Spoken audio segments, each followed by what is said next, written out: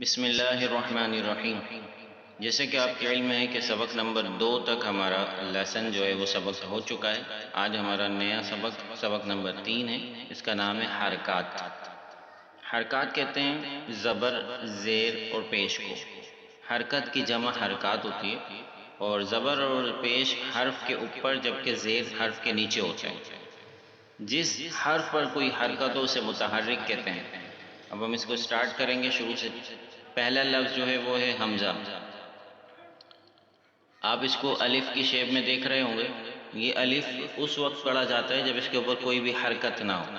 اگر الف کے اوپر کوئی بھی حرکت آ جائے، کوئی بھی سائن آ جائے، چاہے وہ زبر، زیر، پیش، دو زبر، دو زیر، دو پیش، کوئی سا بھی سائن ہو، اس کو ہم نے حمزہ پڑھنا ہوتا ہے۔ اگر ایون یہاں تک کہ وہ ساکن بھی ہو تب بھی وہ الف نہیں پڑھا جائے گا، وہ حمزہ ہی پڑھا جائے گا۔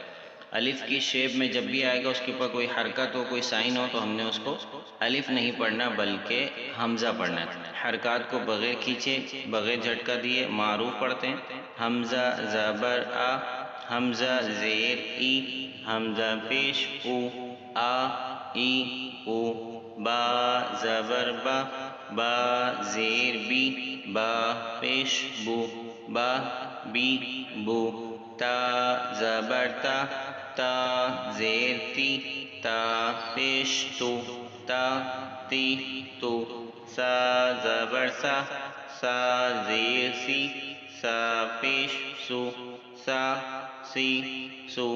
اسی طرح یہ حرکات کا لیسن ہے پورا۔ یہ 2 لائنز میں نے آپ کو پڑھ کر بتائی ہیں، بس الفاظ چینج ہوتے جائیں گے۔ جیسے پہلے میں حمزہ آیا، پھر با، پھر تا، پھر سا۔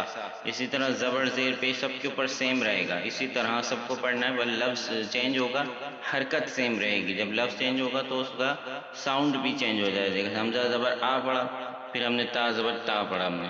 اسی طرح با زبر با پڑھا ہم نے، پھر سا زبر، پھر ہم نے سا زبر سا پڑھا۔ تو اسی طرح بالکل سیم ایز اٹ از، اسی طرح آگے جاتے رہیں گے۔ پہلے ہجے کریں گے، پھر ہم رواں پڑھیں گے تو ہمارے لیے آسانی ہوگی۔ ہجے اور رواں دونوں ساتھ کریں گے۔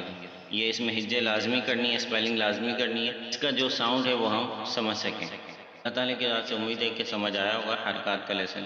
اس کو جتنا ہو سکے پریکٹس کیجیے، اور پھر نیکسٹ لیسن میں انشاءاللہ بات ہوگی۔ اللہ حافظ، السلام علیکم ورحمۃ اللہ وبرکاتہ۔